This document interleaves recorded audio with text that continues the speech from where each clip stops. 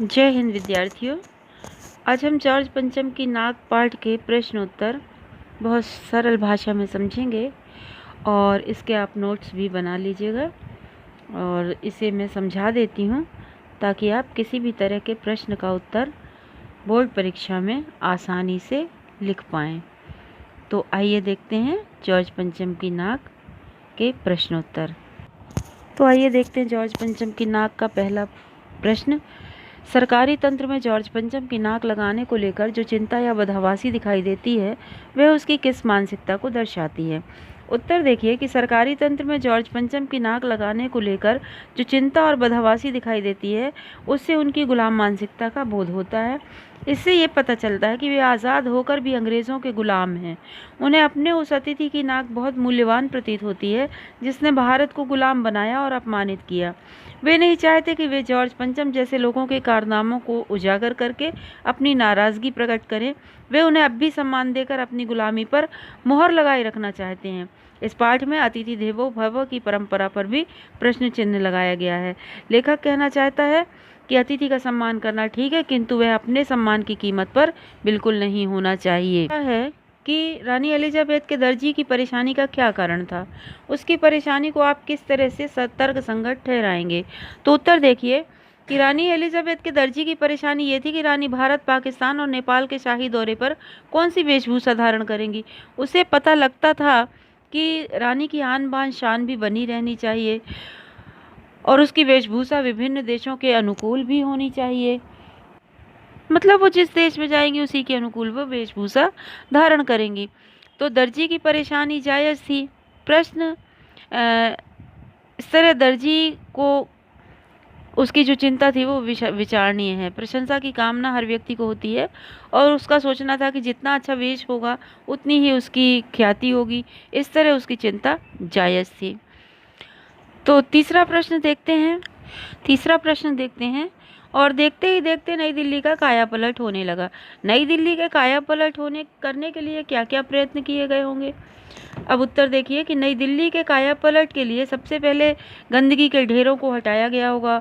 सड़कों, सरकारी इमारतों और पर्यटन स्थलों को रंगा पोता गया होगा, मतलब वाइट वॉशिंग की गई होगी। सजाया संवारा गया होगा, उन पर बिजलियों का प्रकाश किया गया होगा और हमेशा से बंद पड़े फव्वारों को चलाया गया होगा। भीड़ भाड़ वाली जगहों पर ट्रैफिक पुलिस का विशेष प्रबंध किया गया होगा। तो इस तरह से नई दिल्ली का कायापलट हुआ होगा। क्वेश्चन नंबर 4 देखते हैं कि आज की पत्रकारिता में चर्चित हस्तियों के पहनावे और खान पान संबंधी आदतों आदि के वर्णन का दौर चल रहा है। इस पर आधारित क्वेश्चन नंबर 1 कि इस प्रकार की पत्रकारिता के बारे में आपके क्या विचार हैं? तो आंसर देखिए कि इस प्रकार की पत्रकारिता मनोरंजन पत्रकारिता के अंतर्गत आती है। हर देश का फैशन अपने समय के महत्वपूर्ण नायक नायिकाओं की वेशभूषा को देखकर चलता है। अतः मनोरंजन पत्रकारिता का चर्चित हस्तियों के खान पान और पहनावे को लेकर बातें करना स्वाभाविक है। इन बातों को सीमित महत्व दिया जाना चाहिए। इस तरह की पत्रकारिता कोई प्रशंसनीय कार्य नहीं है। पत्रकारिता में ऐसे व्यक्तियों के चरित्र को महत्व दे दिया जाता है जो अपने चरित्र पर तो कभी खरे उतरते नहीं है, पर चर्चा में बने रहने के कारण कुछ इस तरह के कार्य करते हैं कि वो समाचार पत्रों में छाए रहें। तो इस तरह की पत्रकारिता आम जनता, विशेषकर युवा पीढ़ी पर क्या प्रभाव डालती है? तो इस तरह की पत्रकारिता आम जनता यानी कि के रहन सहन के तौर तरीकों और फैशन पर बहुत बुरा प्रभाव डालती है, विशेषकर युवाओं पर। उन चर्चित व्यक्तियों की नकल करने के प्रयास, उन्हीं की संस्कृति में जीने की बढ़ती हुई इच्छाएं युवा पीढ़ी के मन में बलवती रूप धारण कर लेती हैं, जिससे उनके ऊपर दुष्प्रभाव पड़े बिना नहीं रहता है।